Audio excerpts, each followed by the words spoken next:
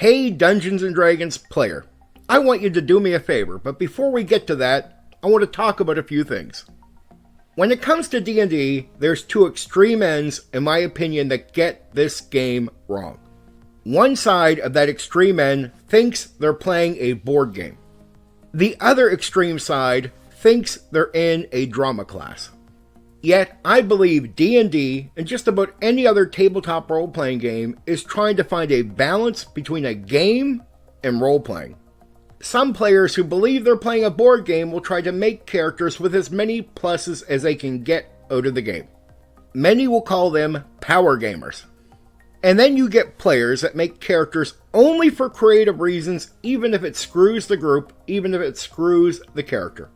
If you want to get around this and make a character that is good for a D&D game that is not power gaming or sabotaging the character and the group, as you decide what race and class your character is going to be, I want you to brainstorm some notes on who the character is personality-wise.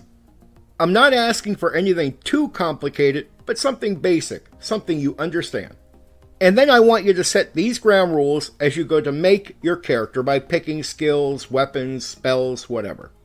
Anything that would contradict who the character is, meaning they would never choose that, they would never learn that skill, they would never go for that type of spell. You have to decide that you will not take that no matter how much of an advantage it is for the game. No excuses. Don't try to bend the personality so we'll accept it. If it seems to contradict it, say no. Any advantage that does not contradict who the character is, take it.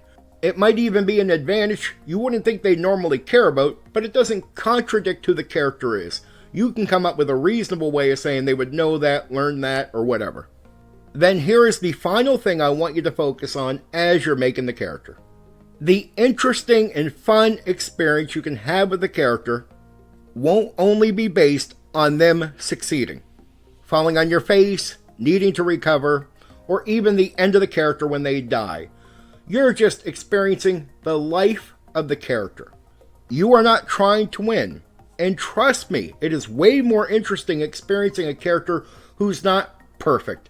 They might win some battles, but they might lose some. And how do you deal with that? And how does it shape who the character is? If a character is always succeeding like some Mary Sue, there's not much character development there, and trust me, that will get dry and boring really, really fast. There should be areas of the game that, yes, your character can shine in and overwhelm. And then there should be areas of the game where they're not going to overwhelm. And you have to be able to accept that. The other thing I would tell any player is to make sure that you're playing in a game where their character can die. Because that brings intensity through the game because of the threat of death. It makes the game dangerous, but in a good way for your experience.